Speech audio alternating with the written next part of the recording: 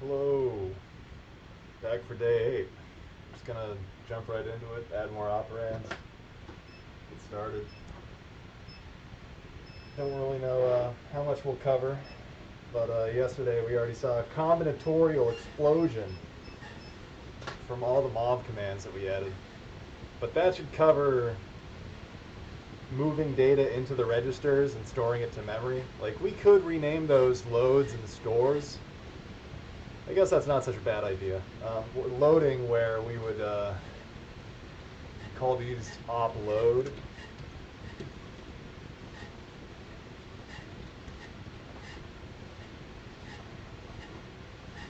Upload, and that will mean, do we want to do this? We could just store and keep everything as mobs, because then it would complicate the instruction production. Yeah, right here. Oh my god, I already don't like this. Well, I can start collapsing this, and then loads and stores with. Yeah, let's just see what happens. You know, like, I don't really know what to expect. Let's just see what happens. So these are loads where we're loading something into the register. And then these would be stores, where we're storing something back out to memory. Yeah. And then we need to go to keywords, VM keywords. And then let's find, we need to add another thing to store, or to the S, I mean. Do else if. Tor. Token store. And then load. OAD.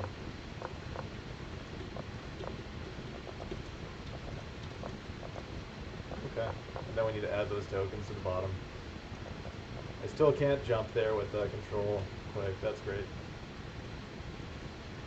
Token load, token store. We should also add frame pointer and stack pointer, since those are separate registers.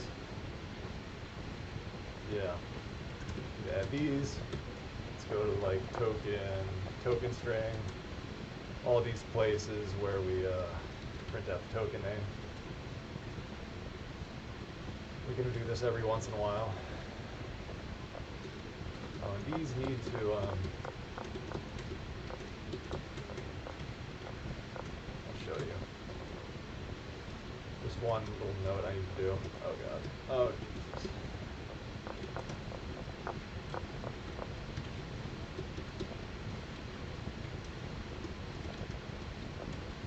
Okay. Token print tokens.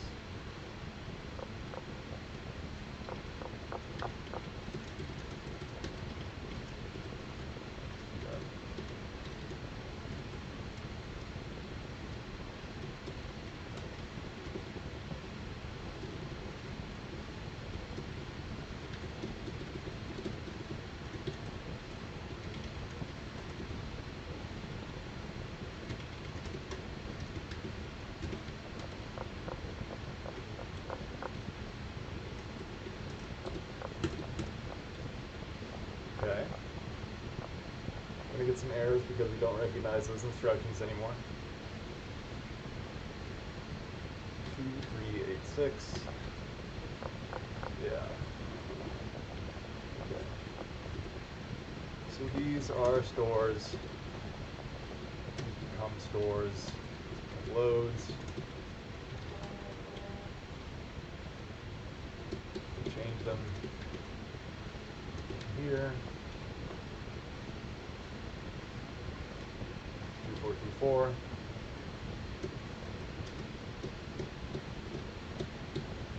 Oh god.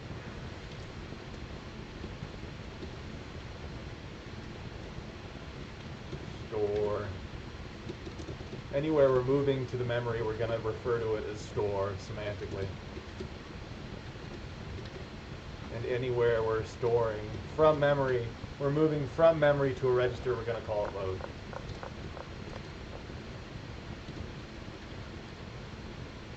Okay.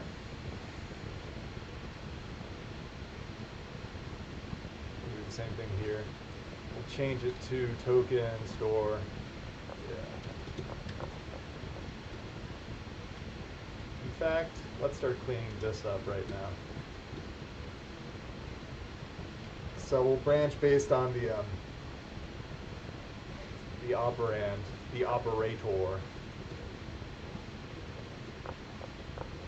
and then we can tuck a bunch of smaller ones in here to make it hopefully easier to work with.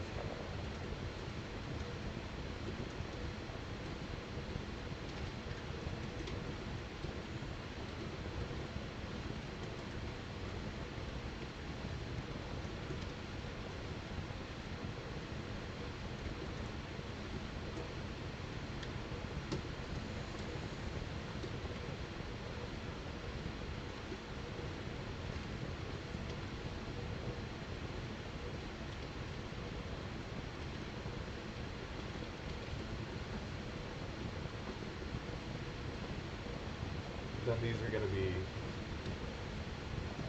loads.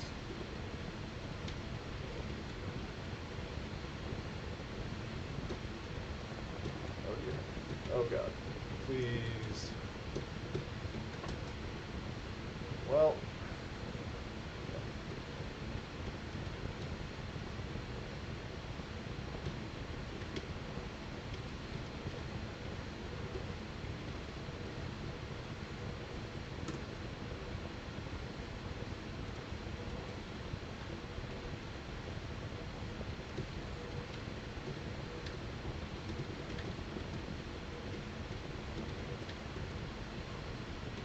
Address immediate.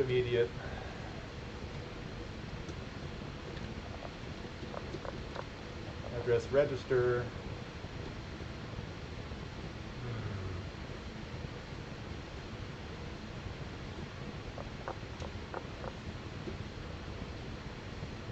Register. That's what I want. I'm gonna go through a few phases of cleanup like this. It's unavoidable. Operand, address register, operand immediate, operand address immediate, operand immediate, operand address immediate, operand address, yeah, reg m, reg.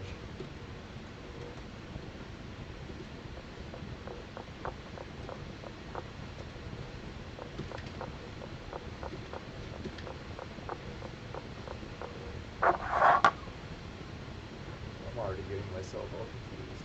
Address register, address immediate, address register, address immediate, reg m, reg. Okay, I think that is correct. This is all fucked up. Okay. Let's get rid of these. These will be stores. These will be loads. Else if it's token store.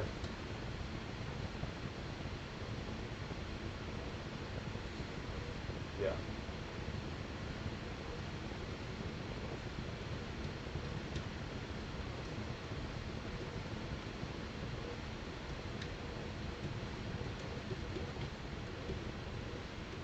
This will be load. Those are loads.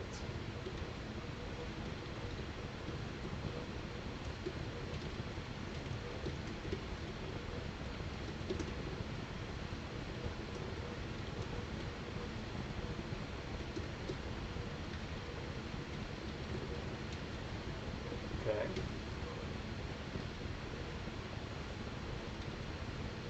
Okay, cool. That's what happens when we run it. It's going to fail, of course. But will it crash? Yeah, okay. So it's an unhandled instruction. Yeah, okay. Because we never remit an instruction for that. So I guess that's fine, but we would want to catch it earlier.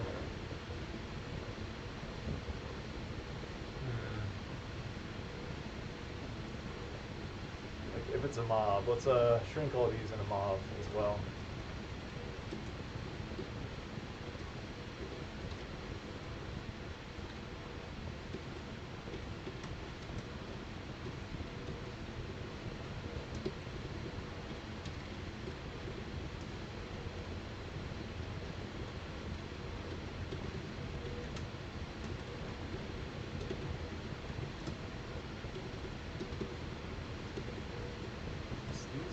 adds. Oopsie.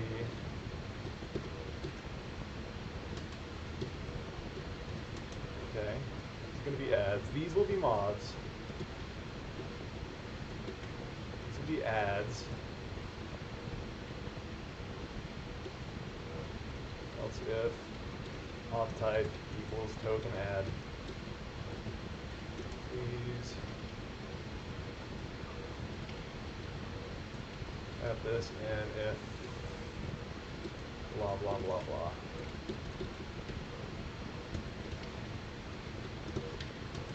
Okay. That's if.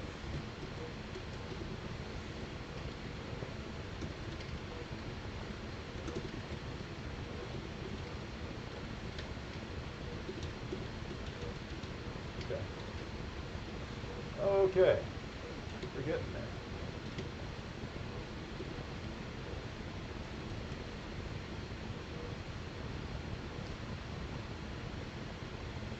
It's a bit more manageable. I kind of like this a bit better.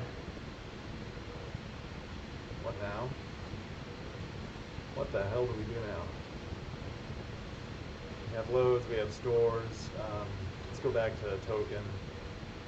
And I want to add token FP and SP. Let's put them like near register and octothorpe. Let's like, these are technically registers. Let's put them right there. We don't want them to be counted with the actual operators because they're just identifiers. And now we need to go to VM parse. That's the function, VM parser. Yeah. And now we will add, oh yeah, we need to make those keywords. Let's go to VM keyword. Well, we also need to go down here. Yeah, so we need to add in more of these. We'll do that once we find the keyword. There's a lot of adjustments we need to make. So FP and SP. I guess we should start alphabetizing these. Case A, D is in there. I don't want to do that. I want to do E. A, B, E, M, N, B, C, D, E, F, G, H, I, J, K, L, M. Yeah. L goes before an N.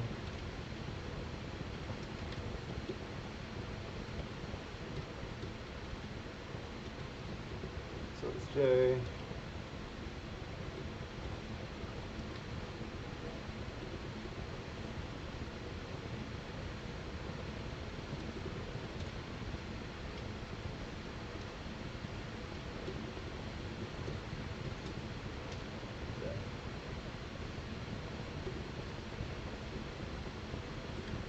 That's alphabetized, more or less, so find S into P. Well, just S into F, I think. Here's S. Let's do, make this else if.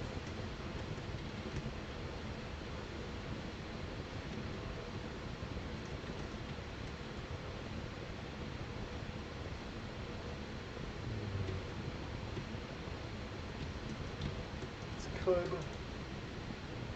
this lead to problems, like if we have a certain label? I don't know, I never considered that. Oh well, I guess we'll figure it out when we get there.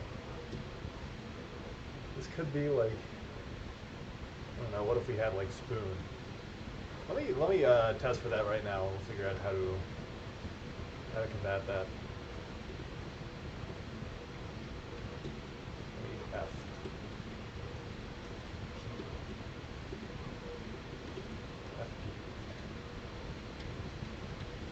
Okay.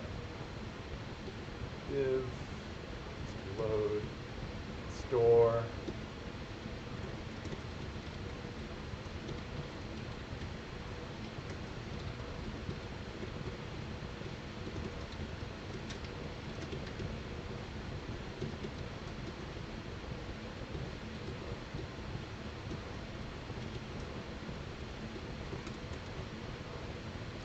That's 4, that's 5, 2, 2. Okay.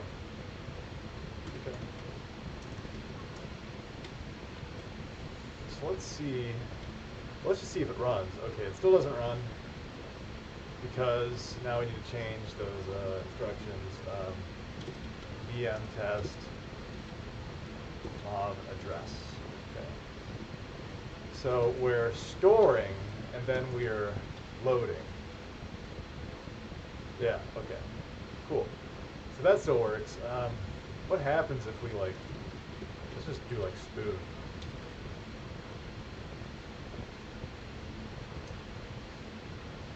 I just want to see what happens, what it detects it as. Step in, VM parser, it sees the S, keyword found SP, okay.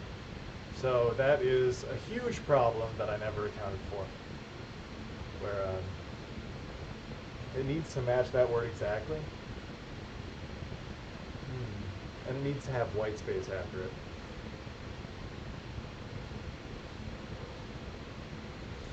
No, it doesn't need to have white space after it. It just needs to end exactly. Because, so what's happening is, we see that token SP. We see the SP in spoon. But we know, we typed in spoon assuming that it's some kind of variable.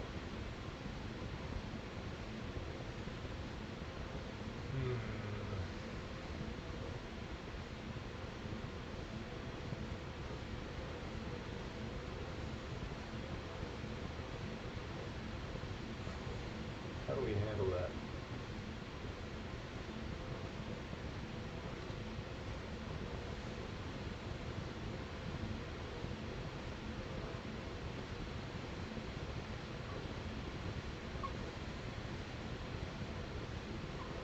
So the alphanumeric characters need to end.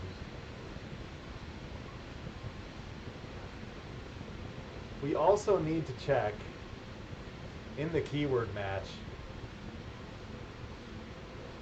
When we do keyword match, we need to check that let's go back to keyword match. Wherever it's defined, where are you defined? Please. Okay. So we loop through the entire thing, including size, and then we need to check that it's not out of bounds. That it's valid. We're not going out of bounds in the memory. And that could be problematic.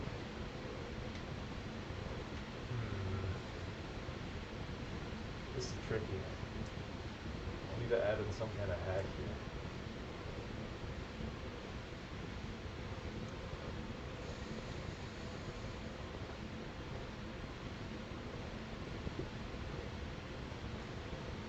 So we're passing in a pointer to the string, like a pointer to the character array is keyword. Like we're just passing in input. So it could be a pointer at any location. Input in this case is 2048 characters. What if we're passing in oh yeah, we're already not accounting for that. So we'll need to check if it's out of memory already. There's a lot of assumptions we're making here. We can just guard against it in the main loop.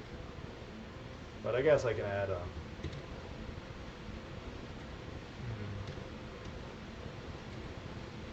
I could just pass in the max size. Yeah, let's just pass in the length of the input, just to be really safe. So in parser, we're going to pass in input length, same as regular parser.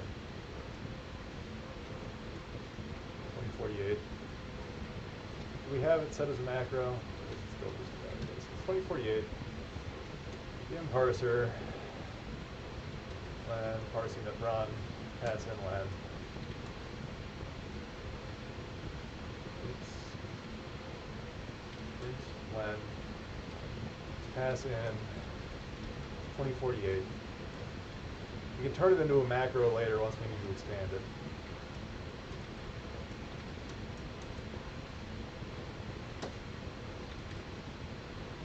Parser, too many parameters.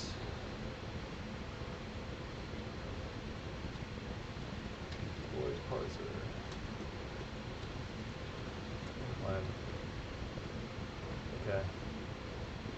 then when we check if it's a keyword, pass in the len. Then we would need to pass in position. Okay. Okay. We'll pass in the string, the input, the place we're at in the string, and then the length. How about that? Need to change keyword. Oh God. Please God. Have the position, just call this I, and the length is the M keyword. We'll do the same thing here. I, and len, 156. We press enter. Okay, and then we'll need to adjust these. Where now we do, string just starts at input. So now we need to do string at I. And then we can do I++. Or why not just, yeah, wait. We can put an I here. And we can feed in I.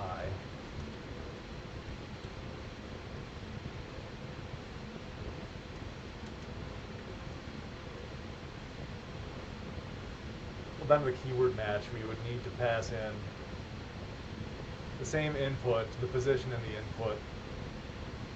Yeah, okay. We'll just keep doing all that.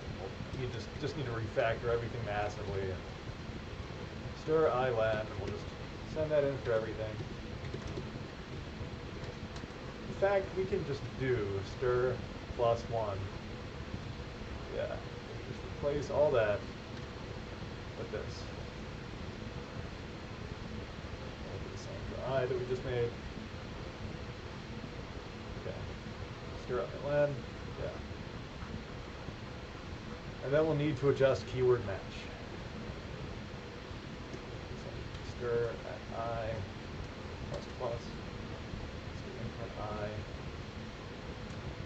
Oh God. Keep stir I.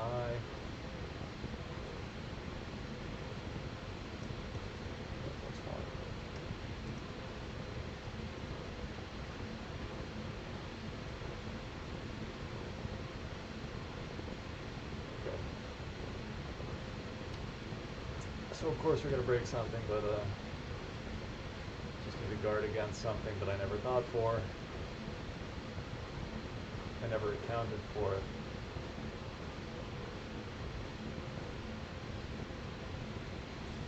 Okay, so we're going to have int I and int len. And now we're going to need to add checks to this too, just to make it super robust.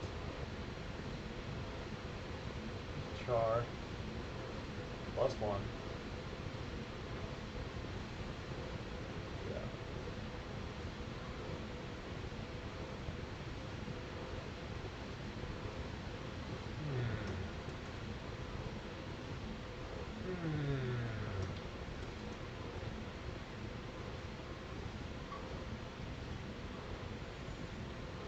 It's called start.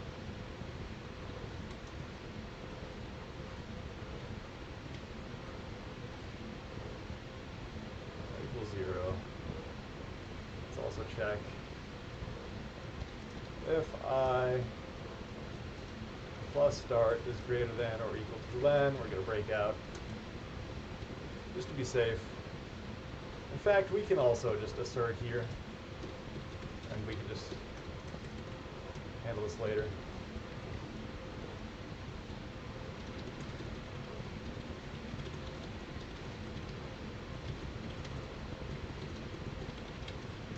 Okay.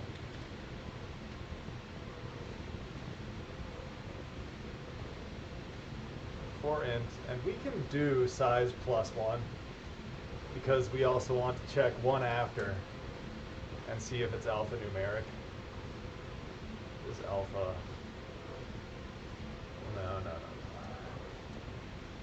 How do we want to do this? As size.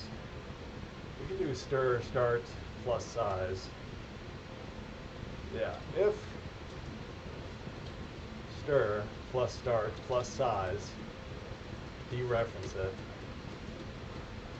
is alpha.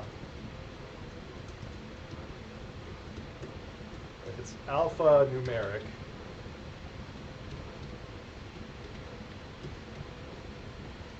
then we want to return 0.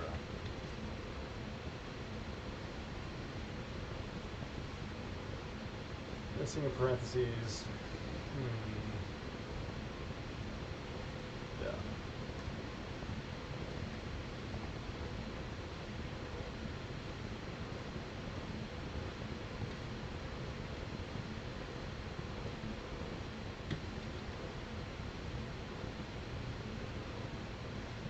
Okay.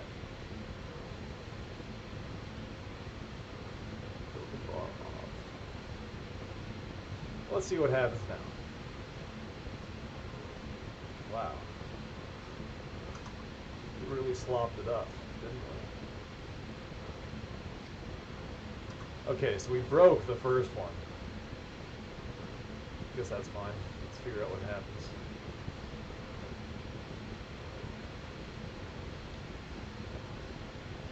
Parser, we'll parse the first keyword.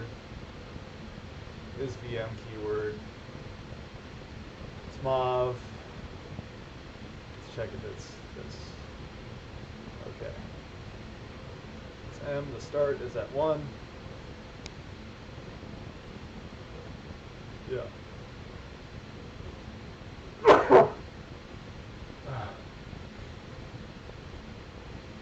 That was 2048. C is going to be O. It's alpha. It's going to be V or start O. Oh, oops, plus I. Yeah.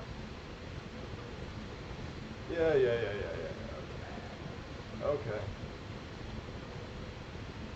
Spoon. Okay, perfect.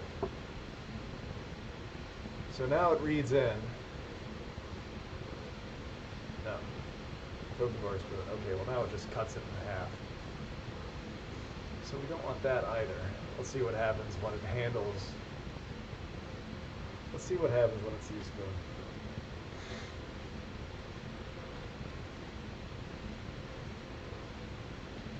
So it sees S.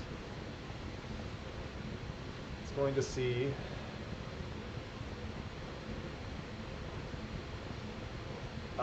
if it's alpha or numeric.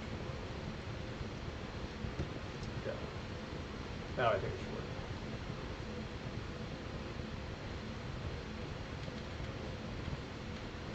Okay, so it's not a keyword. We're just going to store that, and we're going to make a variable for spoon. Token bar spoon. Okay, perfect. Look at that. And then it sees white space. It advances to the next line. And then it sees the keyword mob. Okay, cool. So now, like, it'll fail because it won't be able to do anything with that variable spoon. But now we fixed a bug. So you add that in the variable keyword generator.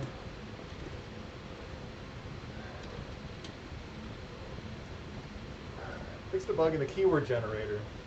What was that bug anyway? How do we define it? If we had the word spoon, it was taking a section, takes a section of a larger word, generates keyword token. Example, generates token SP for spoon. Okay, I think that should be good. Yeah.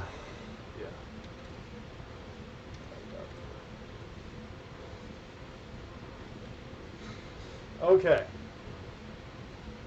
So we're back to where we started. We condensed a few things. We have ads, stores. I guess we could get the same things like want add, reg, add reg immediate. So all of the memory operations, these are all of our memory operations for now. we're just going to have loads and stores to load something into the register. We're going to force everything through the registers. We'll do arithmetic and pushing and popping everything on the registers, so there will be more instructions, but we can constrain the VM to make sure that it's functioning exactly how we expect, and there's no combinatorial explosion. Like, we can't add two pieces of memory together. Like, we can't address into memory and then add them together. You can only do that. You can only do most operations on the registers, and the loads and stores will just move data between the registers and memory. So now let's add more operations. We have mov, we have add, register immediate. Let's we'll just allow like register, register, register immediate for all these. For div. What else do we want? We want, let's have op, push, reg. For pushing onto the stack, let's do op push reg. Let's do op inc reg. For incrementing, op dec reg. These are push pop. What else do we need? I guess we would need specific operations for accessing the stack pointer. Yeah. I guess that's the problem when we make them separate from the other registers. Do we even want to do that? I don't think we do.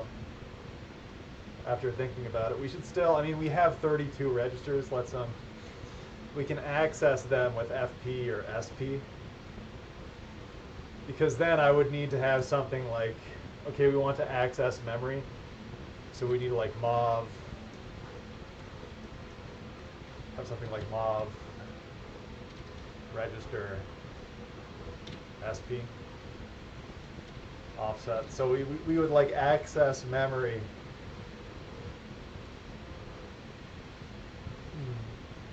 Yes, because if they're separate, how do I articulate this? So if we keep them separate, stack pointer. So these aren't in the register list, and so inside the actual VM execution runtime, run VM, when you see something like get the address, and then we have register 1, we wouldn't be able to do this. We would need to have something specifically like VM stack pointer. So I think we should fold the stack pointer and frame pointer into those registers after all. And we can do that with reset VM.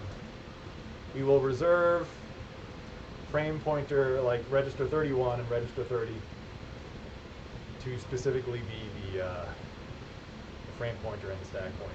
So we can do VM registers 30. Yeah, that's the stack pointer. Stack pointer will be 31. And then the frame pointer will be 30.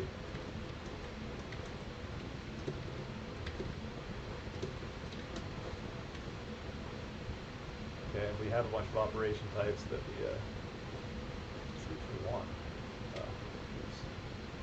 Okay, and then 2, 3, 9, 6. Okay, yeah. What did I... Hello? What the... Oh my god, dude. What the hell is happening?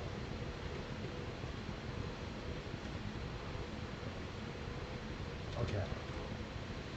Okay. And now let's go back to the top and define, maybe like, yeah, page up. We'll define, we'll have a frame pointer being 30, and stack pointer be 31, and then instead of so all that code works.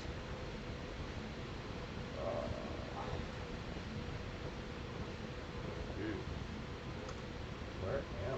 Let's go to reset VM. Run VM, reset VM, and we can substitute in stack pointer and frame pointer. And of course those don't work. Where do we define them? Frame pointer and stack pointer. Frame pointer and stack pointer. Undeclared identifier. Why are you an undeclared identifier?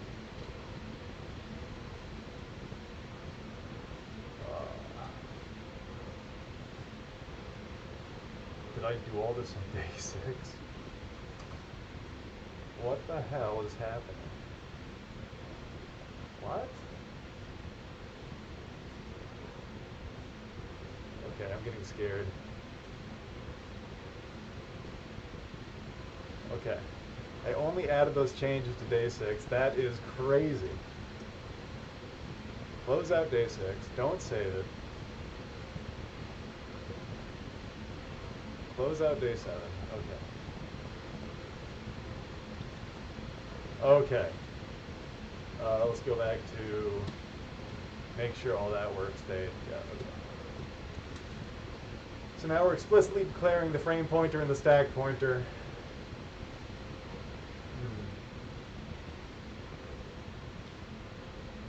What happens when we get those tokens? Like, I guess we can access it. Yeah, let's add another test. Let's fix this right now. It's 2048. This will be max string size 2048. How about that? And now all the instances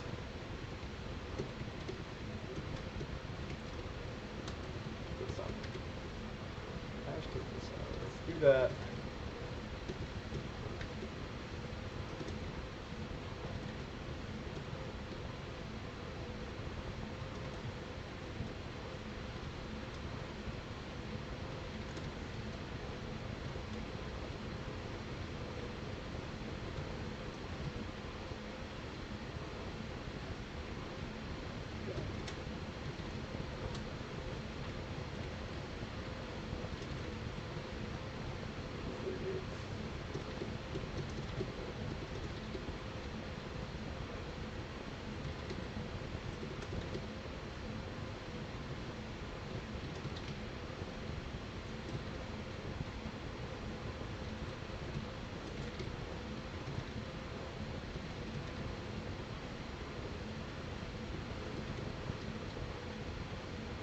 Okay.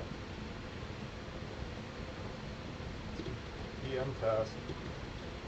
Move dressing. Let's make another function where we're going to start working with frame point.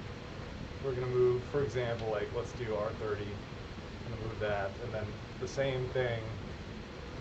We're going to move like FP. Yeah. And let's just see what happens here. EM test FP.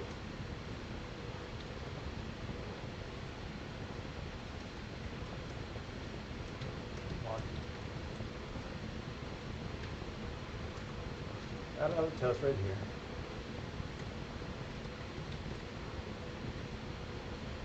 Okay.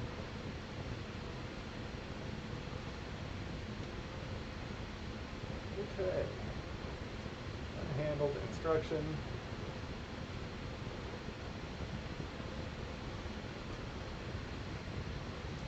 What do we need to do when we see this?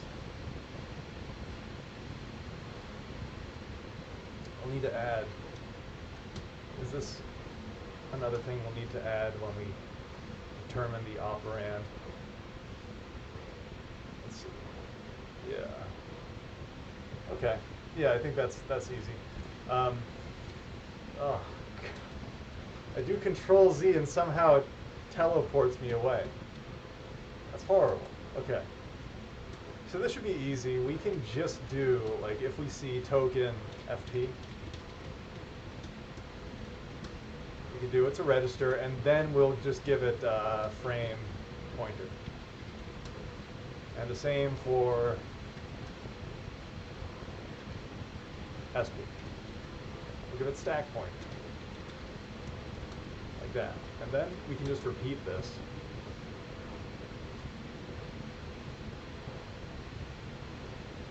The register.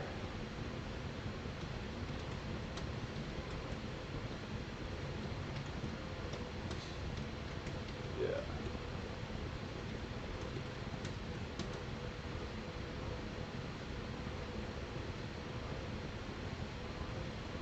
I think that should be it.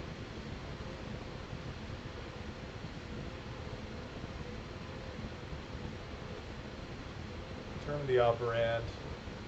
This could be register, or if it's a bracket, then it could be a register. Yeah. Okay.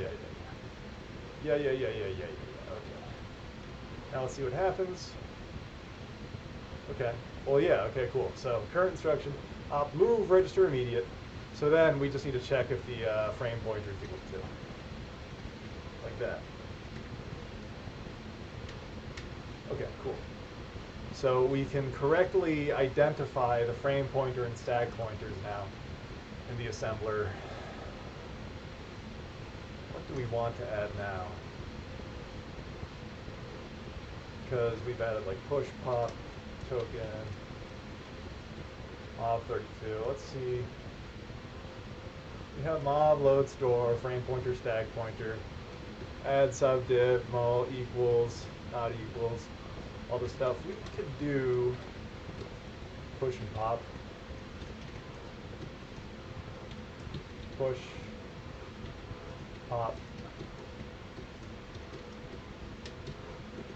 This is going to be 4.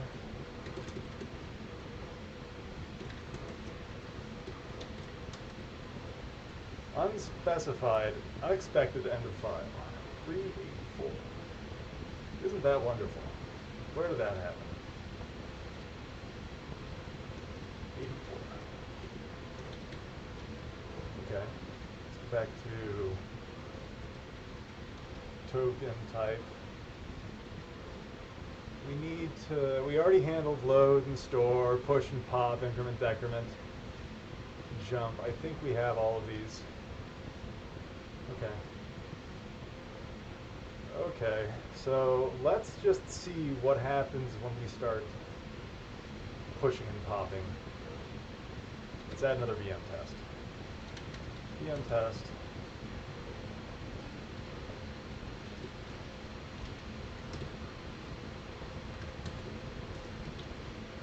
VM test, push pop. So, yeah, let's load something into a register. Like, let's load 3 onto register 0. Let's push register 0 onto the stack. And then we'll pop into register 1.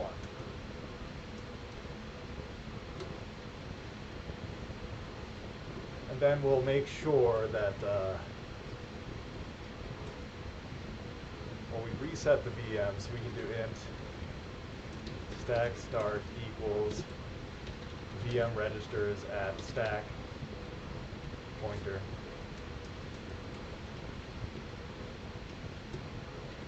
Let's check that register 1 has a value of 3 in it, and then we'll also assert that VM registers stack pointer equals stack start. Okay. So again, we are just loading a number into the register, pushing that onto the stack, and then popping that value off the stack into the register. So we're going to need to set up arguments for this one. Going to need to set up a lot more arguments anyway. So we do just add it to the bottom. Stores, loads, push, else if, push, pop. Let's just handle everything else now,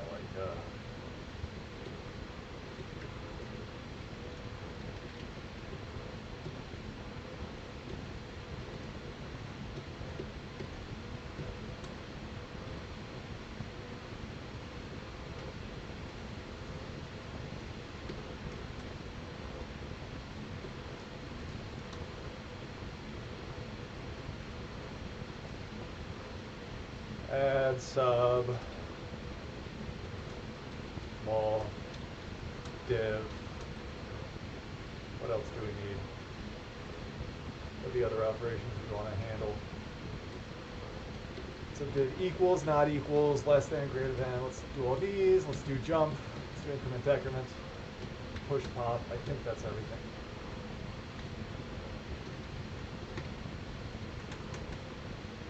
The whole thing set up.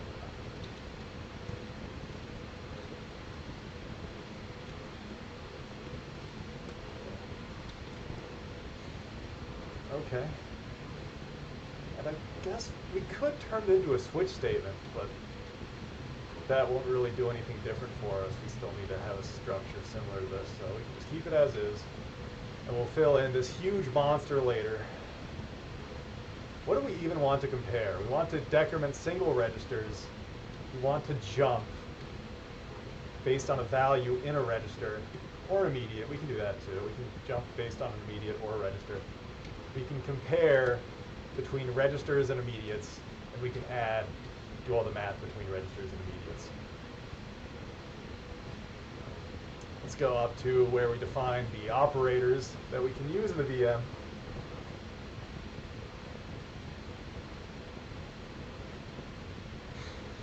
We can push. Can we push an immediate? Like, why not? Let's support that. We can push an immediate or pop an immediate, or no.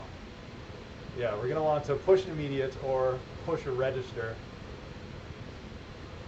I mean, I guess, why not support pushing? But we can only pop into registers. We can only increment or decrement registers. For equal, we can do op equal. Well, we can start working on these. That's push and pop and increment and decrement. We already have all the math.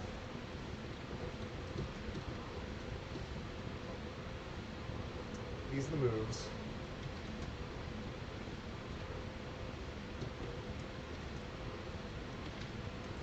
Inc, dec. Do we even need a comment for that? It's pretty straightforward. Push, pop.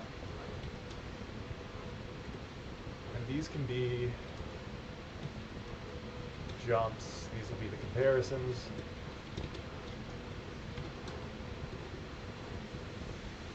Okay. Want to do register, register.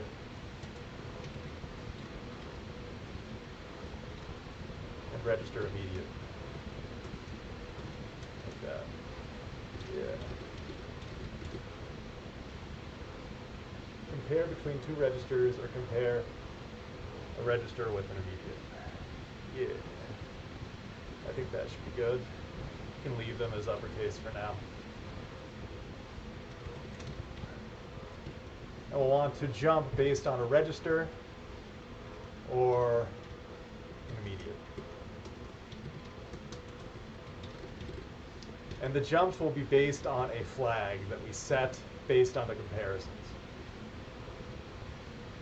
And I think this should,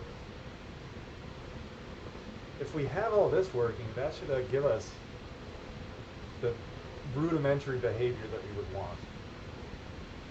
So let's go back to where we define the VM struct, type def struct VM, and so we'll want a flag. Just make it int flag. Yeah, this will be silly. We could just keep incrementing it.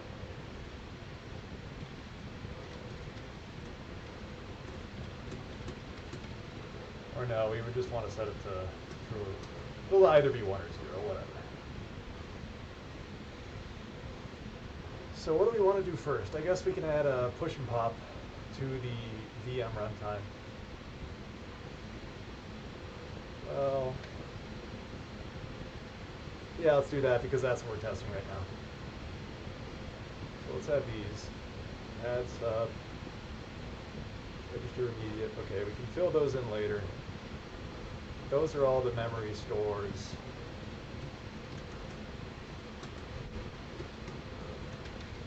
Case, rig,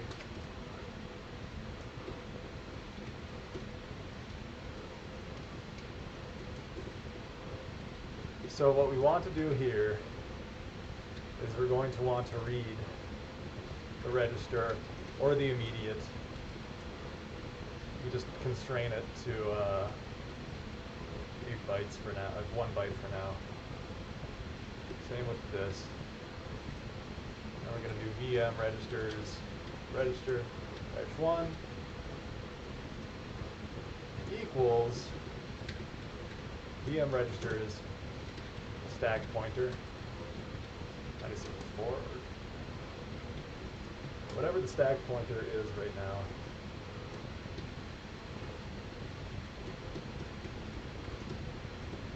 And then we'll need to do stack pointer minus equals 4.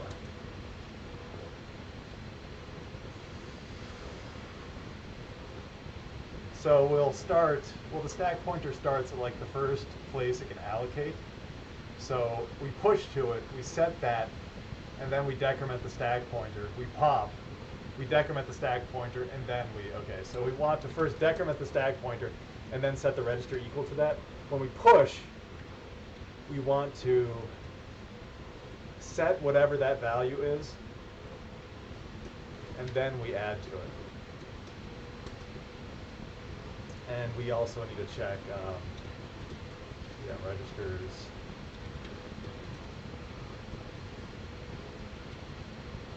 Pointer plus 4. We also need to like start sandboxing it. Greater than equal VM mem. So VM max mem. Max VM mem. I want to make sure if it's out of bounds in either direction.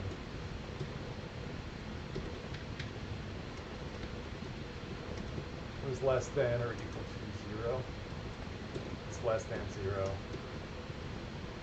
Yeah. Let's do that. Let's just assert 0.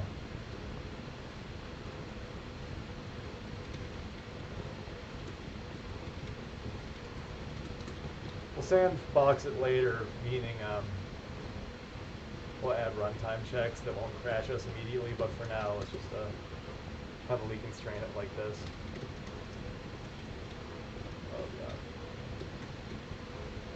Do a minus. A minus. Let's move this up here.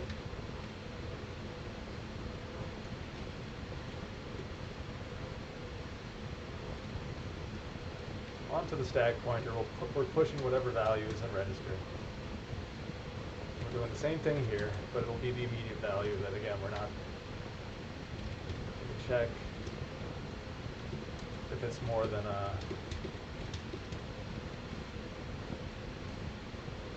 we're not going to check if the immediate value that we're working with is more than a byte. We're just going to assume for the time being, until everything is solid, that we're going to, it's like keep some assumptions at the top.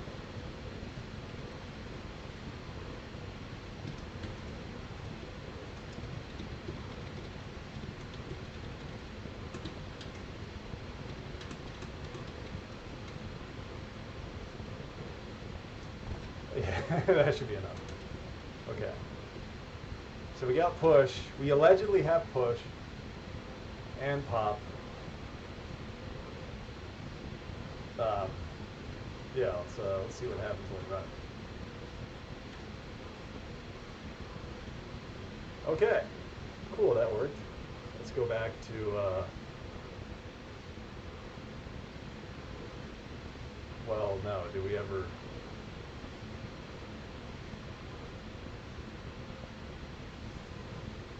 Push, okay, yeah, it worked because we never ran it. Push and pop.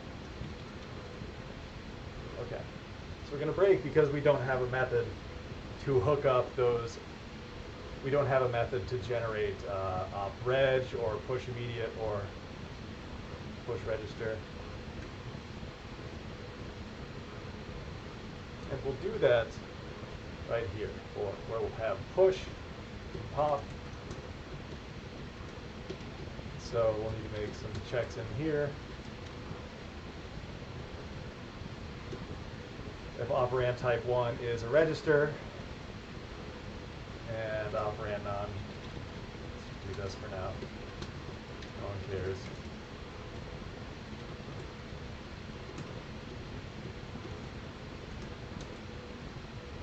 Okay.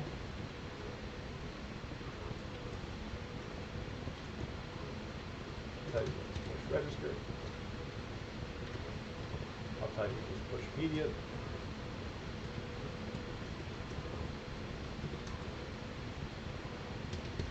Those are our pushes. Let's handle pop.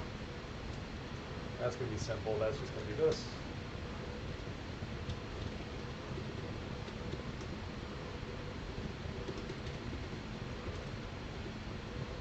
Oops. Pop. Popping onto a register. Okay. We're getting a little closer. Op non. Okay.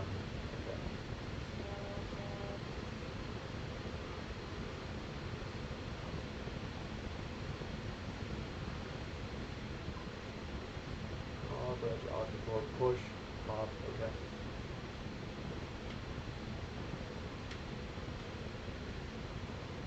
Operand register, what is operand type 1? It's a register. Operand type 2, there's immediate.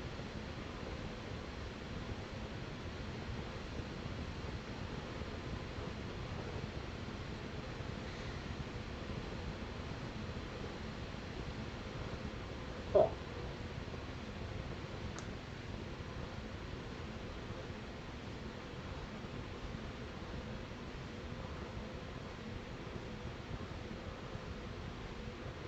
Push RO. It's operand type 2. Operand type 2, do we never reset it? Yeah. Okay, so we'll want to reset the top. Every time we loop, we'll just want to reset these as well as no. No, we don't want to do that. Uh-oh. Okay, we'll reset them here. Yeah. Yeah, okay, let's see. Top equals token none. Op 1 equals that, 2 and 3. We'll just reset them.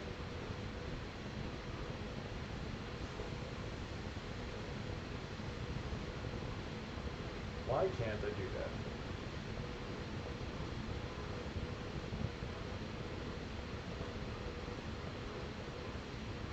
Top. Oops. Still can't work. Okay, it's there. Can't reset them. You can just set their types to none. Yeah, let's just see what that does. Not type. And this would be token none. Okay, so that works. And then op2 type will be none. Yeah, okay. I wish there was a way just to reset them, but I guess we could just set them all to a default, like operand default or op null, and then we can just do this.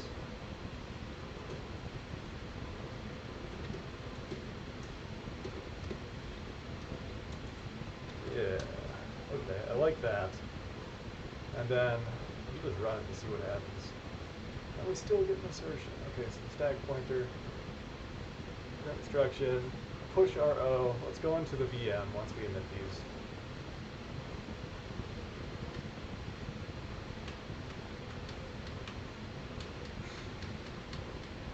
We're going to move, that's simple enough.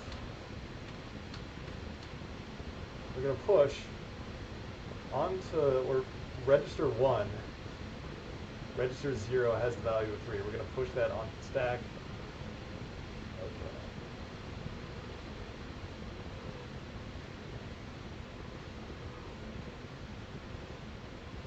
We're going to want to subtract because we're decrementing its position in memory. Minus equals, same down here, minus equals. We'll do plus right here. We're increasing the stack again. See what happens. Still fail. Stack out of balance. Wow. Am I thinking about this wrong? 4092. Max map. 4 times 1024 is 4096.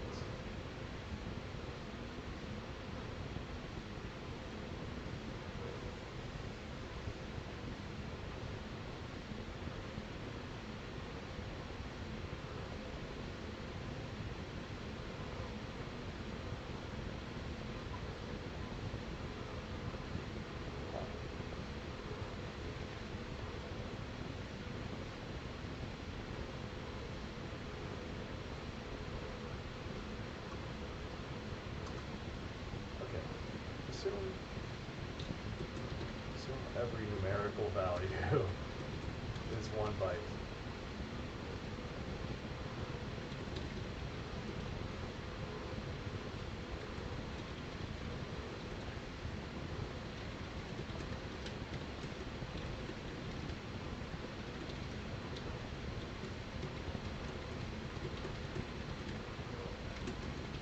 Okay, we're just going to keep it really simple.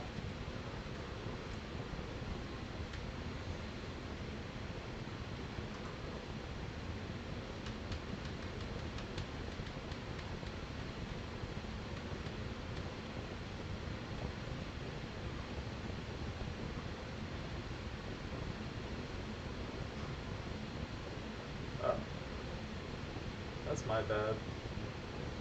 That is a huge mistake I did. We need to access the memory there instead, so if you have map. My bad, because I reset the stack pointer, so register 1 had 3 in it, I just put that into the register. That should be the stack pointer, and so stack pointer is 3, minus 4 is less than 0, so that's why it crashes. So that's my bad. We actually need to throw that here. Yeah. Yeah. Okay. Now it should work. Hey, look at that. Okay. So in registers 1, we put 3 because we popped that from the stack, and the stack equals the stack start. Okay, perfect. So push and pop are working for single byte values.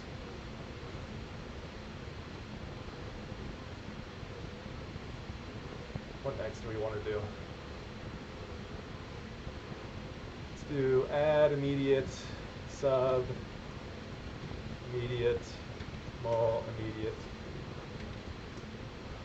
We can put these all together. Yeah. We can just copy this. Better yet. Oops. And for the immediates, we can do the same thing. But registers, add register, we'll sub, we'll do this, subtract them. For multiply, we'll just multiply them. For divide, it's that. And then we want to get the immediate value. Just swap this line with all these.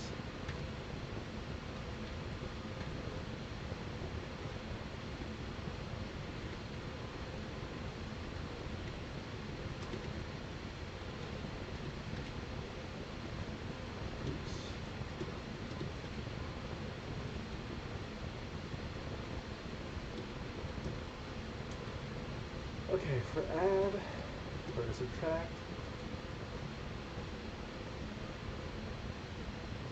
for multiply, and then divide. I think that should work. We can test all those.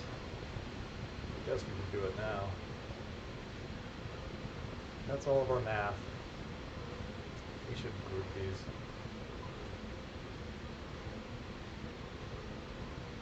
Remove reg. Do the same thing here.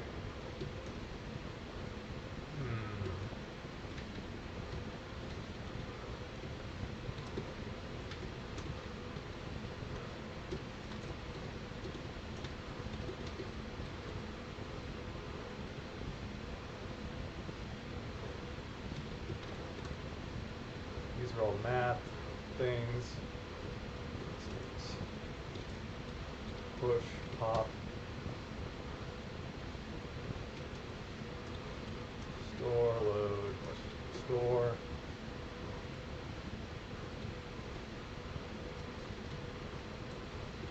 load. Okay, so we have mov, store, load, push, pop, the math. We need to start handling increment and decrement. And then it's just the comparisons. And then we can increment, decrement, comparisons, and jumping. Let's do these next. Let's just tuck them at the bottom. Inc and dec.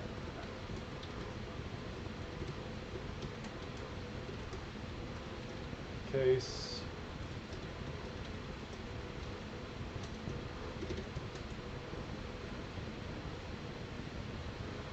Okay, what happens here? We want to take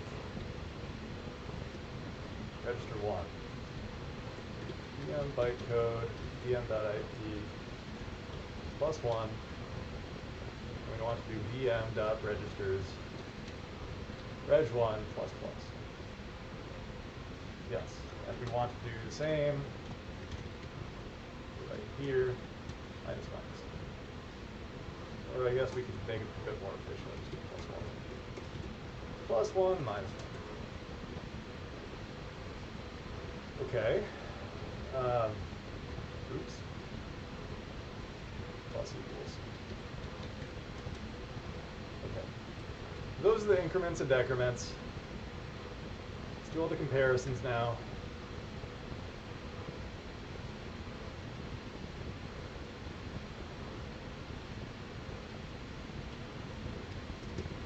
Comparisons.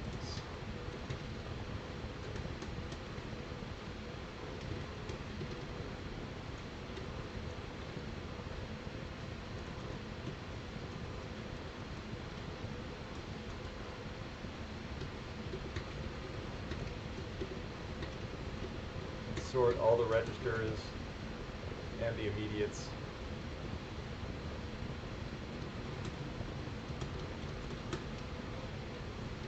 I guess we're going to see some repetition across both of them, but we'll figure it out. So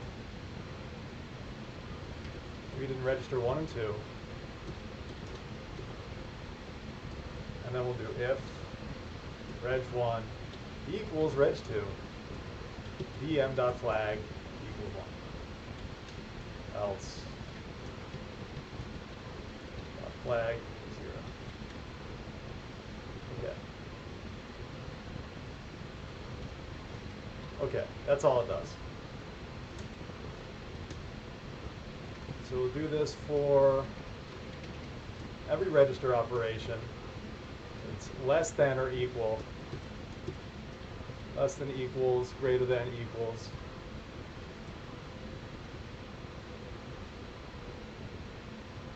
Greater than, less than, not equals. Okay. Now let's do all that for immediate values. Change this to an immediate.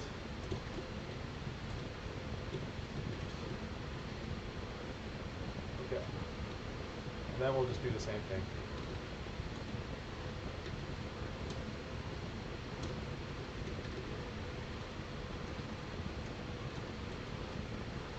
Doesn't equal. It's less than. Greater than. Less than or equals.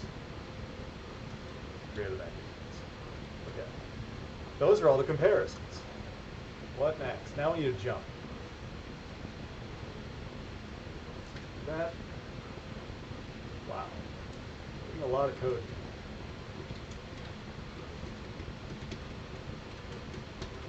So this will make us jump to a set in the instructions.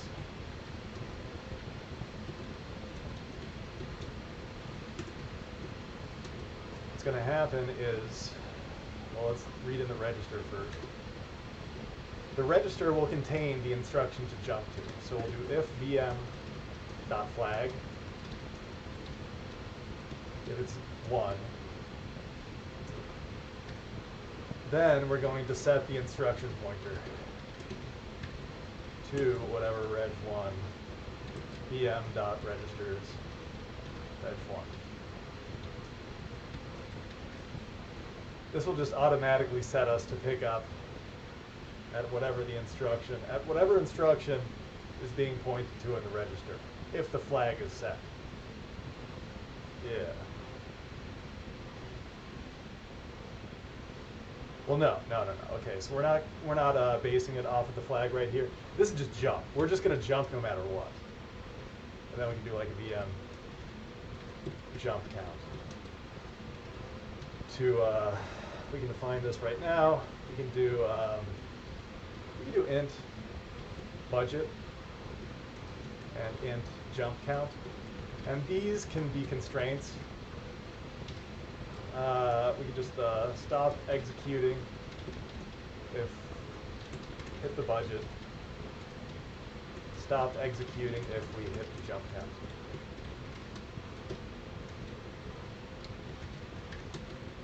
Okay, we can do that for every single one of these.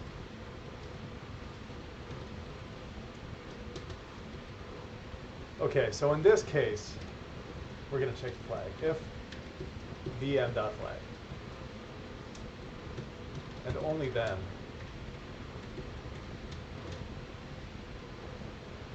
if jump equals like the flag, if the flag is set. Like this would happen after we do one of those comparisons where we set the flag, then we jump if that flag is set to a value. This is for control flow in the VM. Reg, want to get immediate value. Yeah. Reg, immediate, reg, immediate.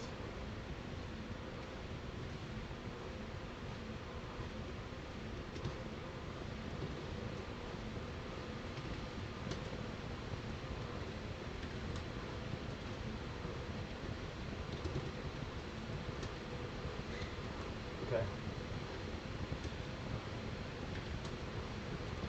We can do that.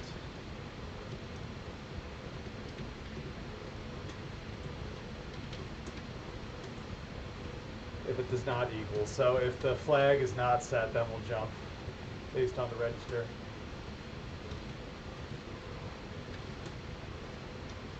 Then for the immediate.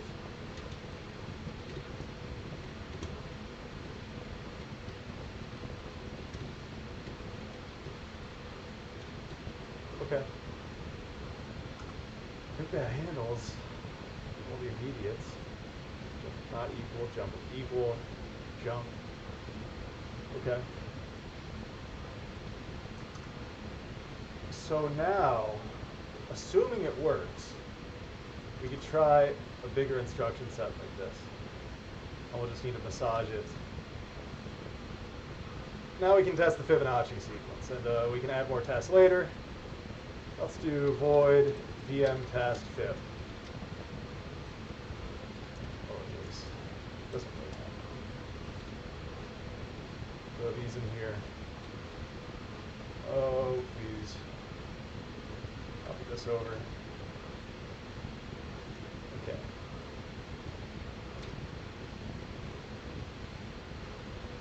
Okay. Let's wrap this in whatever it needs. Oh, yes. Okay. And then I think we're checking if register 2 is equal to 21. I think that's how this works. If you refer to episode something or other, that's what this should be doing. And then we're going to have, this is going to be mauve.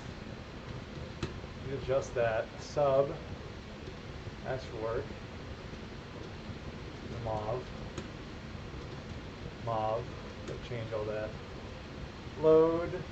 This is going to be store. Mauve. Store. Mauve. Store. Load. Mauve. Jump if equals. So we'll need to do a comparison here. If these are equal. So we'll do equals 1 and 2. And then, if they're equal, then we're going to jump to this instruction. And of course, we'll adjust it, because now this will be 8. Well, here is what we can do.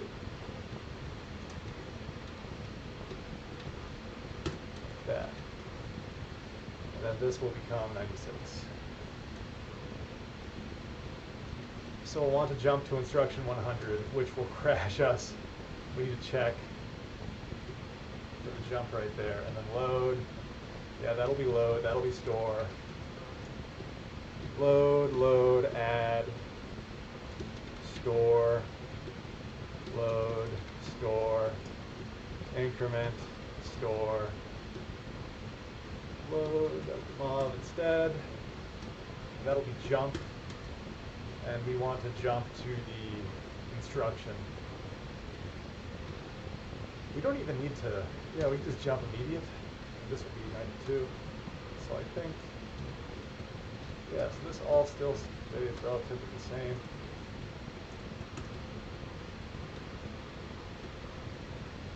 I'm losing steam.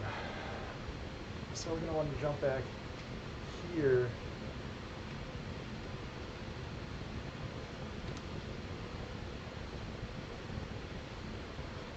Subtract these.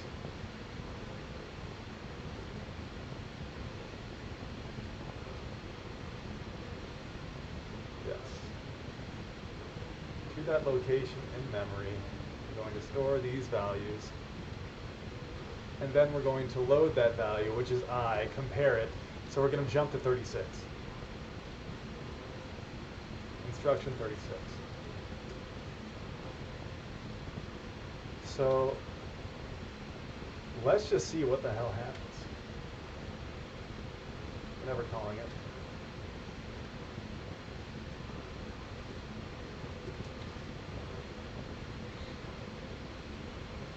Okay. Parsing line. So it is because string. String is null pointer.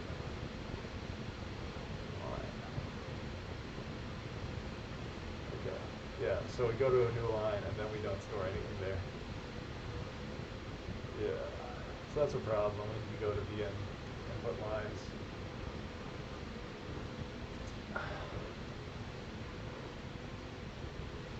Is that a problem? Man, I wrote so many bugs into this. Damn. We can do it. We're almost there. Just a little bit more, we can get Fibonacci work. We just need to pull out a few more bugs. And input lines. That's the F. Just see what happens. Print F. Parsing new line.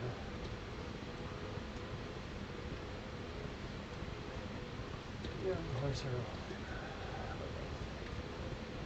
And then we'll just loop over all this from here. Then set a breakpoint.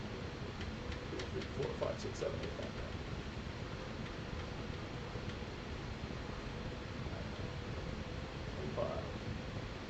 Input, that's 9. What is I now? It's 888. Okay, and that's just going to be parser line 25 is going to point to a null string. Okay. Why is that a problem exactly? Bytecode, parsing line.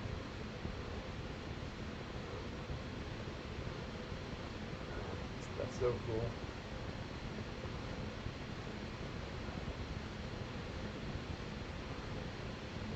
Now, if we dereference string, null. Oh, okay, well let's if string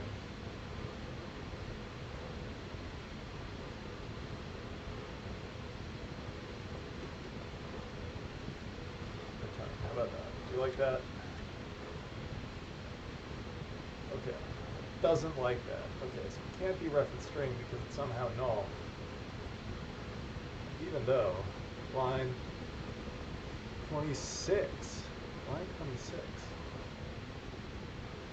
parsing line 26.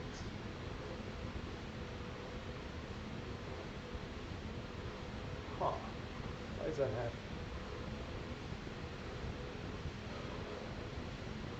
Bytecode count 100. Somehow it skipped line 25. Oh, okay, so it just skips that. And then it tries to parse the next line. Do we never generate a token end of file? Token none? Token type semicolon.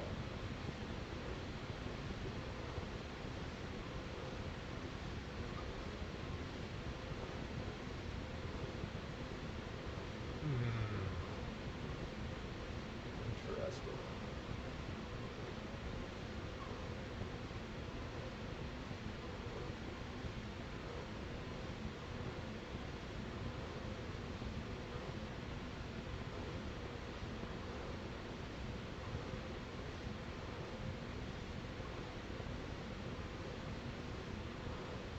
I'm totally lost. Hi from Jordan, user retro void. Yo, what's up? Yo, let's go Jordan. How you doing, bro? We're writing a VM, and I think he's gone. Damn, okay. Oh well. No more Jordanians in the chat. Jordanians. It's getting dark.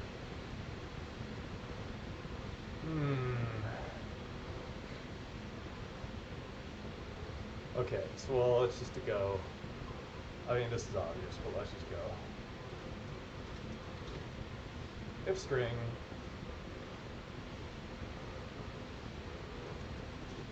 return.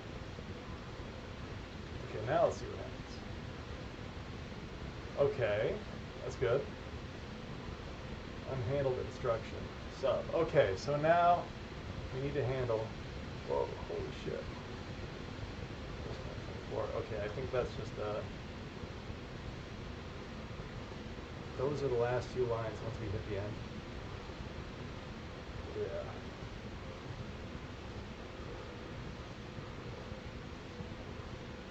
Huh. Let's hit a breakpoint.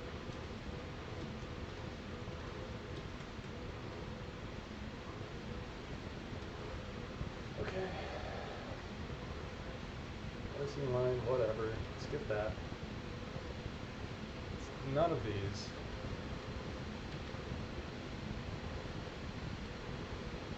Bytecode. Operator type is none.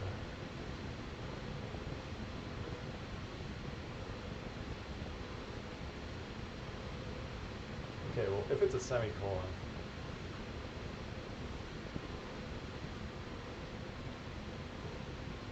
how about this? It's not, and it's not a semicolon.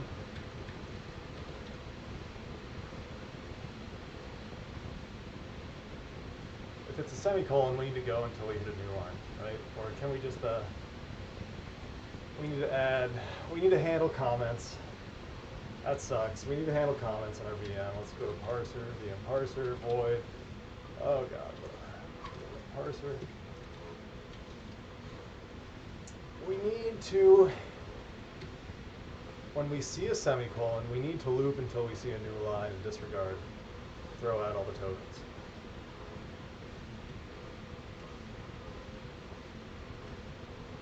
Okay. Let's do this. Semicolon. We don't want to add a token for it. It's not valid.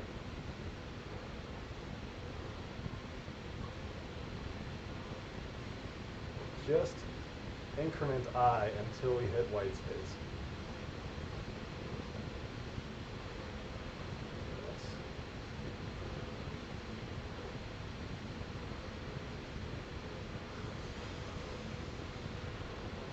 You don't even want to make a token for it.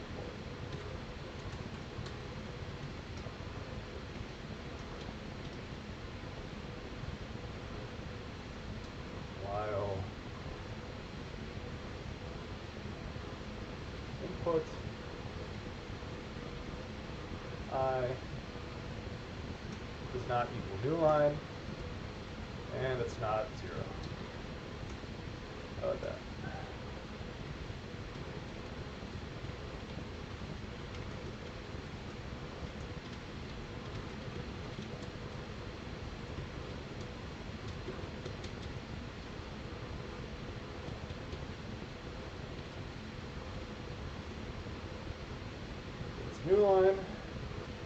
2i plus plus.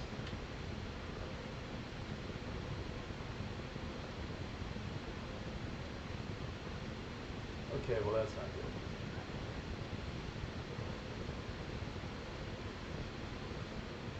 Oops. Oh, no.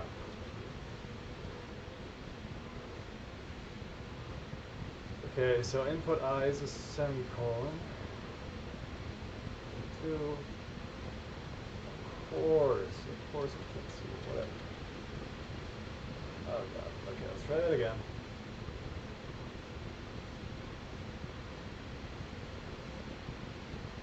Okay. Put at I.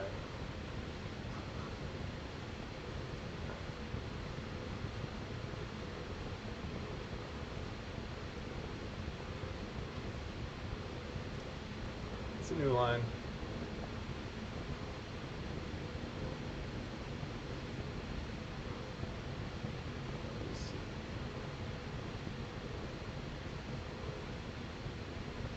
Okay, sub. Okay.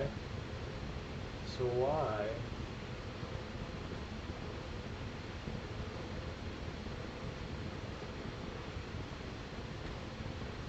When does that happen?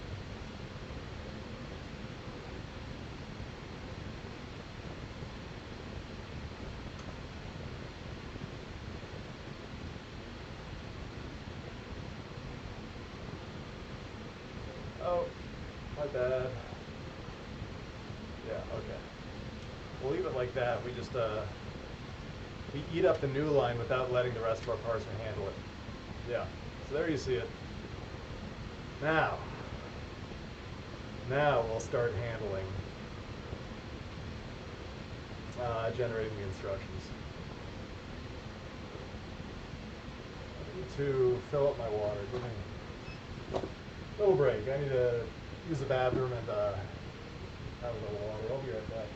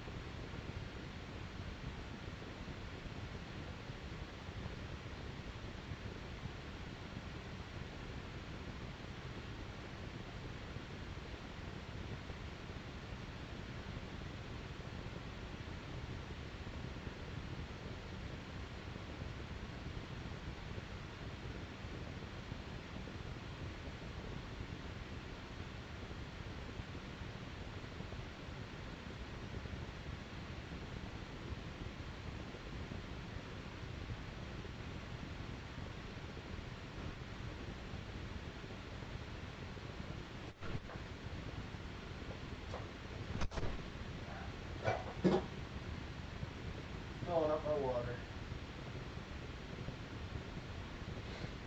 Nearly there.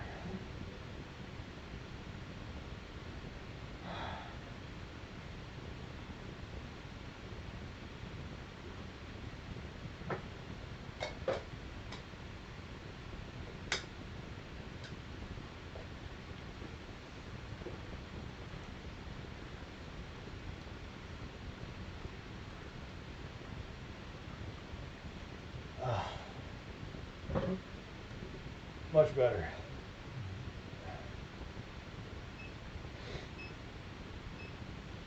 Okay. Where were we? Where were we? Where was I?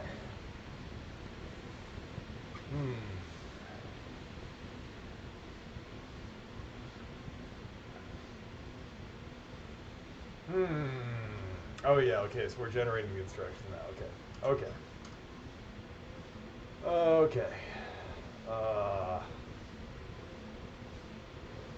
These are our comparisons. Well, okay, we also need to do this for... Oh boy. So we can do all this for immediates. Not decrements, not jumping. For the comparisons,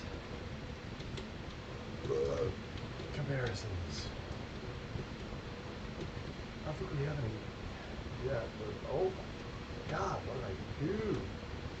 Whoa. Sorry.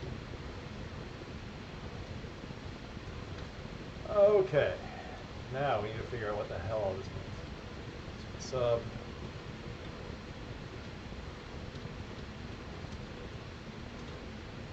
Mul. Div. Equals reg. I left these capitalized. Why? Don't ask me. Less than t greater than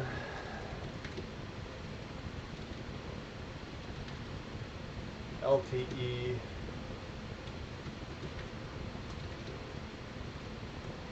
GTE. We don't have that. Why don't we have that? Where is LTE defined? GTE reg.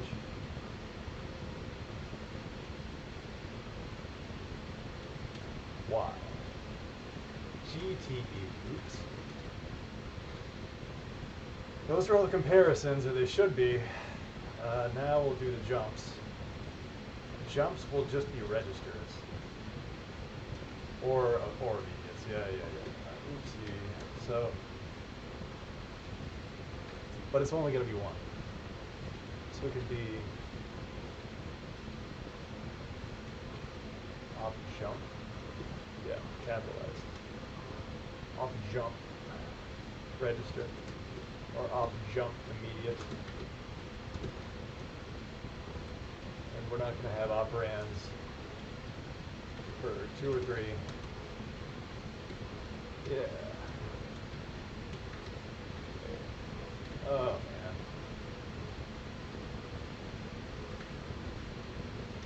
Why is it like that? Okay.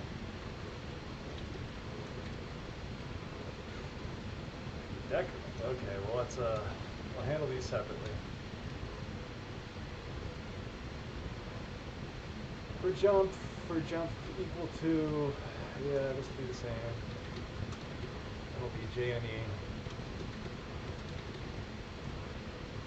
And then these will be only registers.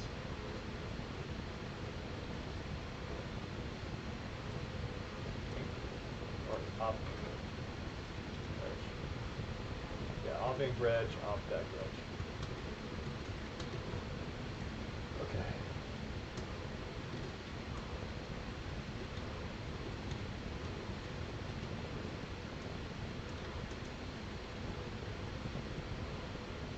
So we have jumping. These are our comparisons. These are our jumps.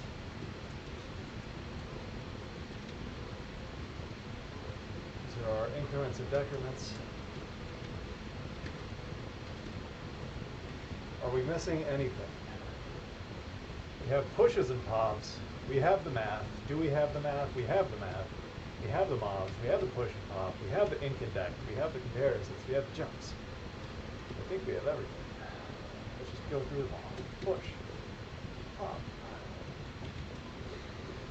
Push, pop, load, store, increment, decrement, jumps, comparisons. This is the map. Add, sub, div, comparisons, equals, not equals, less than, greater than, less than, equal, greater than, equal. Let's call this math. I think that should be everything. So, unhandled instruction, off none. Well, that's not good. I don't like that. That is because, why is that? We have Jack. Let's go to Jack. JEQ.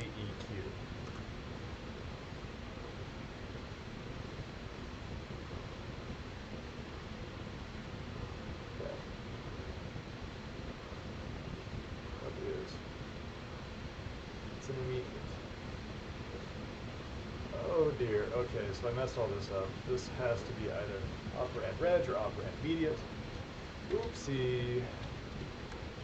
And we can just also check and op2.type equals operand none and op3.type equals operand none, and just remove these entirely. How about that? I guess it's kind of messy in its own way.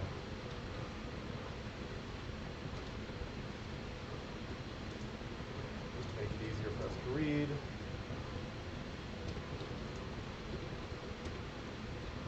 Okay. Immediate, edge, immediate. Okay. Increment and decrement can only have registers. I think that should work. Jump greater than, okay. These all work and then these all work. Okay, okay. I think that was the only problem. Oh God, we are in an infinite loop. Okay. Well, now we need to check when we're doing VM run, or run VM. Now we can do, I don't know, if VM.jump count is greater than 16, just assert.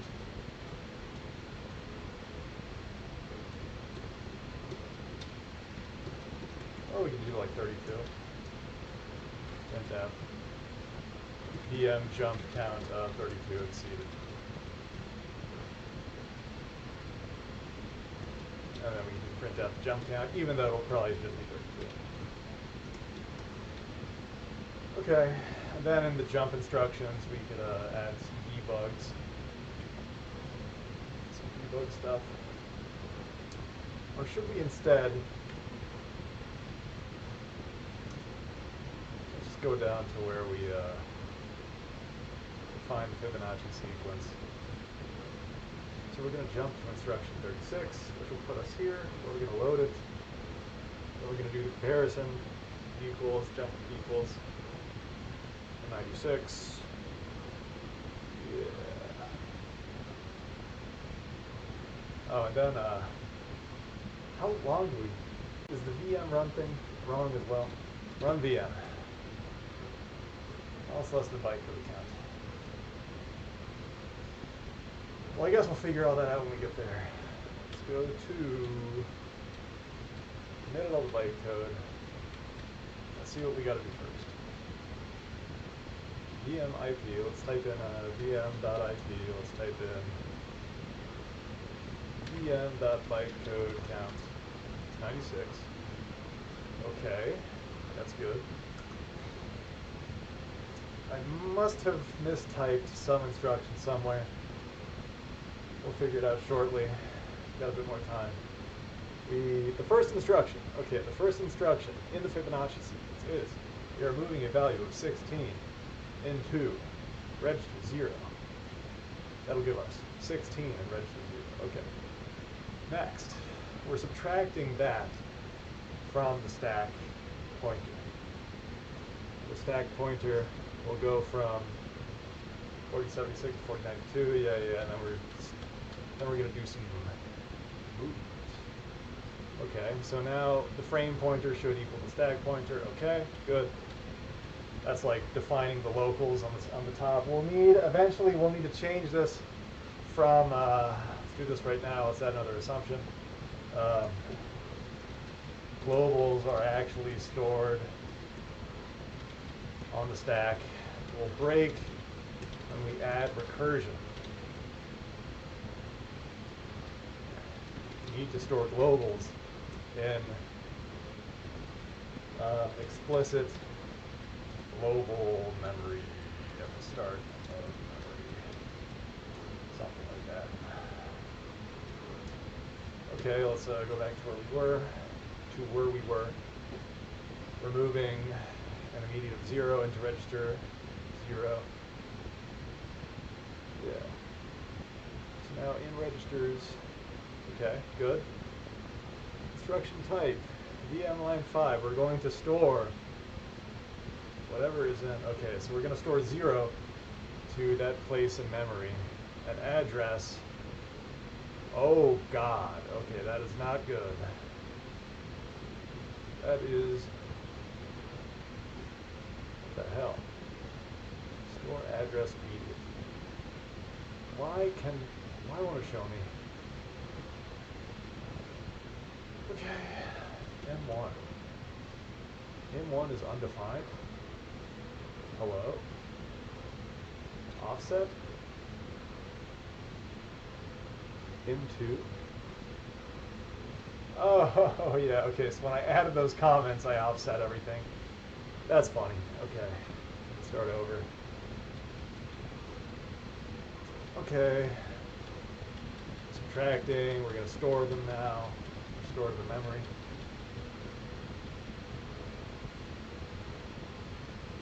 At the address, storing at 4080, that's correct.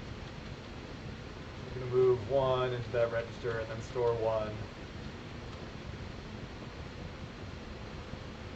Oh, okay. This is incorrect. Yeah. Register 1 is 30. Offset is 8, that's correct. But register 2 is 0, but we don't assign the value in register 2. We just give it register 2. So that was wrong. Let's do the same thing for this. We're storing the register into the address. Loading. Okay, that was a terrible oversight on my end. I think it should be fixed. Yeah. Okay, well let's see. We're still getting an infinite loop. Okay, well we fixed one thing at least.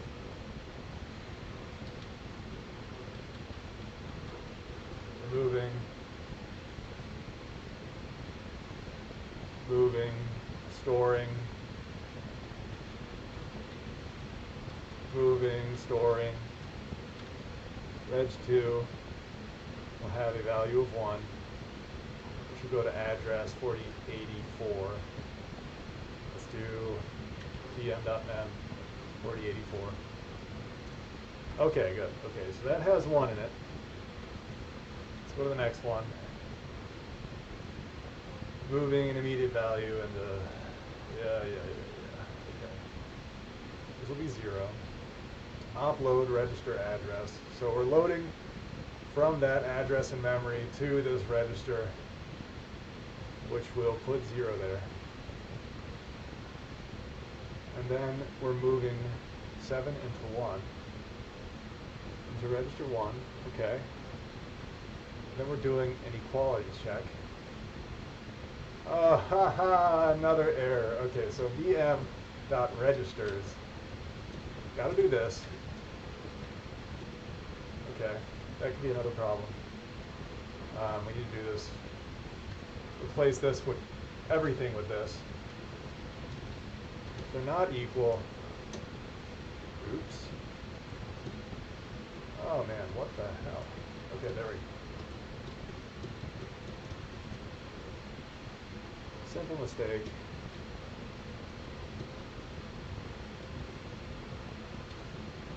It's less than.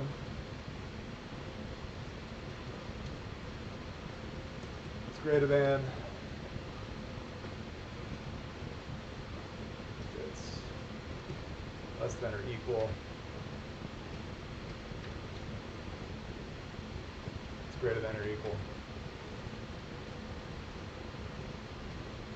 Okay, we gotta fix this.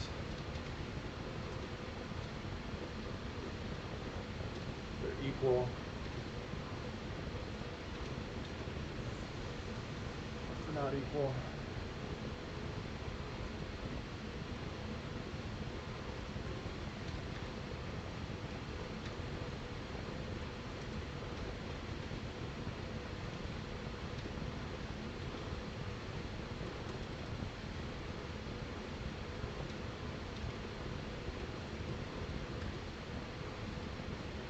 Okay. Getting a bit closer. Of course, something else could be broken. Trying to think.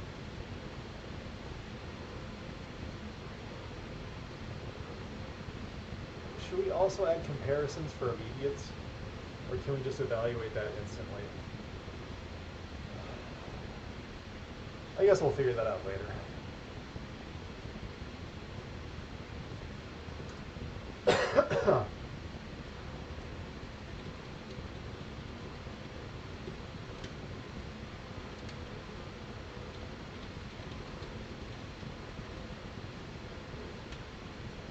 Whoa. Let's do that again. Okay, so we ran Fibonacci. Register 2 should have 20. Dude, it works. We got Fibonacci in the new virtual machine. Look at that. We have jumping. We have comparisons. Dude, that's so cool. Okay. Well, that's so cool, dude. So cool. I could just keep saying that. What should I do now? I guess we could add a bunch of printfs, like,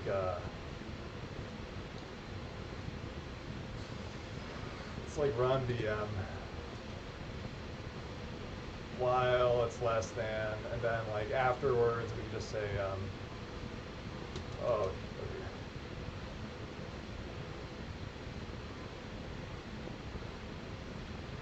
we don't even really need to, we can just do printf vm.ip equals whatever it is, outside of instruction set code count,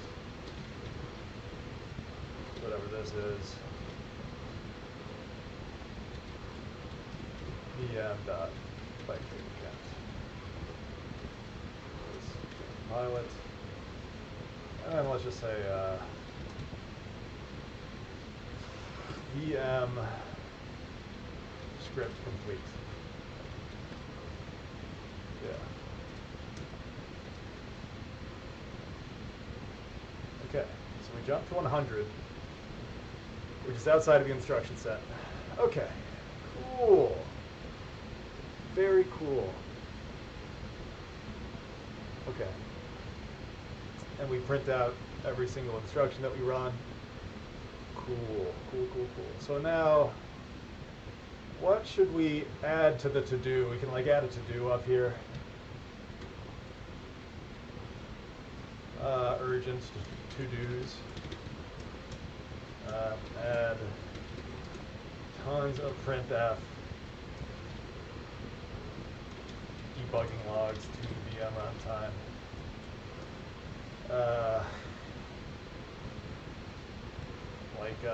Print jump count, where we're jumping to, print math operations, comparisons, flag is like everything. Just print all the internals.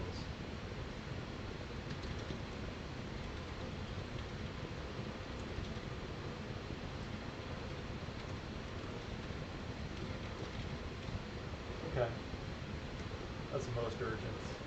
Then I guess we should figure out how to handle immediate values larger than 1 byte.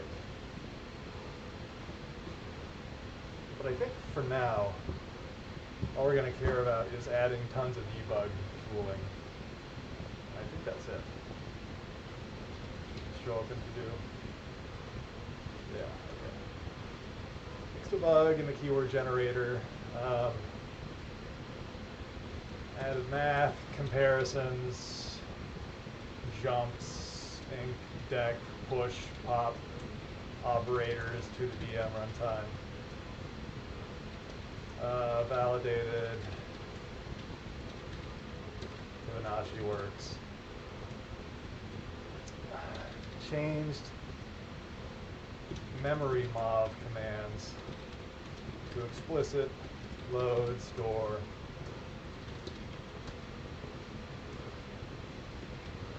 Load is when you mov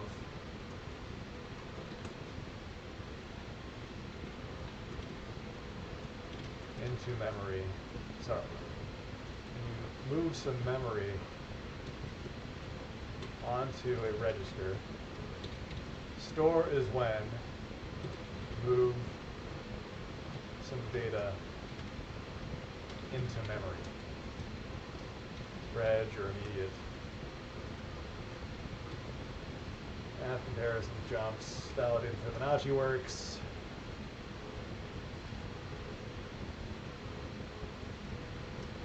Bytecode emissions and the VMO. Okay. I think that should handle it. Let's also say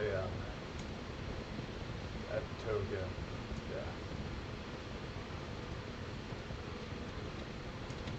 SP, FP, explicit, frame pointer, and stack pointer. Let's just see if Fibonacci still works if instead we do FP. FP.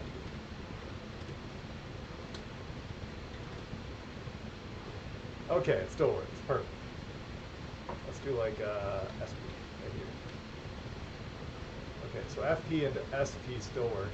That's perfect. Just leave it as it was. Run it, validate it.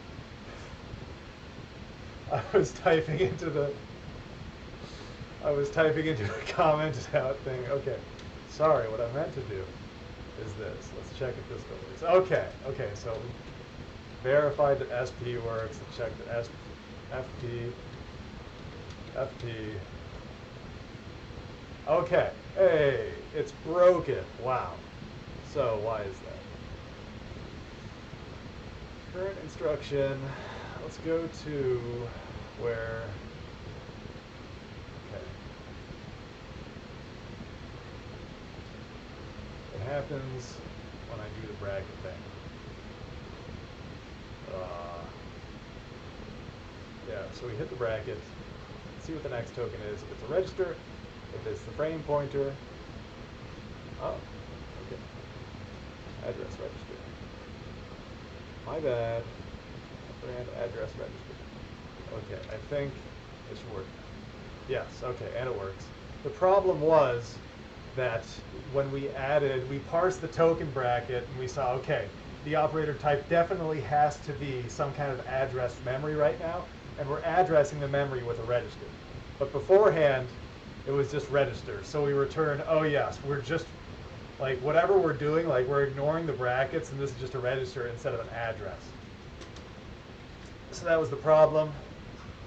Fix that. You can do that with all these, FP and SP. Okay. Hey, look at that. Okay, so it definitely works. Let's replace all this. I'd rather it be explicit. Okay, let's see. It still works. Cool. Okay, so we added today the wrap up. We can go back to what we've done today. We added a few more tokens. We added a few more operators. We fleshed out the runtime, so now we can run Fibonacci. I think it's back up to where we used to be. Now we just need to sandbox it. So we need to start sandboxing the VM. Like in the runtime, what happens is that we can access out of bounds memory. Like, I mean, okay, so like when we push or pop, we check that we're not outside the memory there. That's fine, but for store, we don't check if we're addressing it correctly.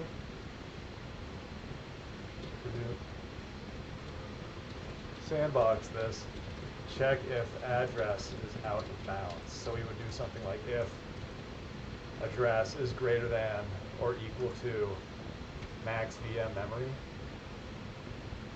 or if it's less than 0.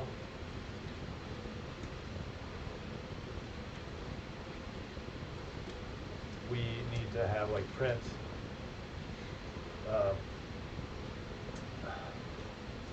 error addressing outside of VM memory. And then we would have address like that, right?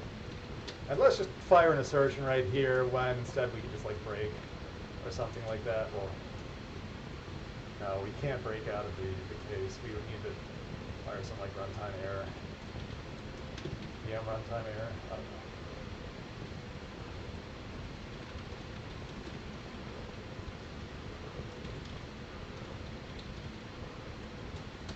Okay, let's make sure everything still runs. Okay. That's just an example of sandboxing. If you access out of memory, and if you access outside of memory and you don't guard against it, then you're going to crash the whole application. And if we're running this inside of another application, you're just like, we're running this inside of our game engine, you're going to crash the whole thing. So you need a sandbox. You need to guard every single memory access. That's what I mean with sandboxing it. You need to be very explicit in what you can guard against. So sandbox, memory accessing. Okay.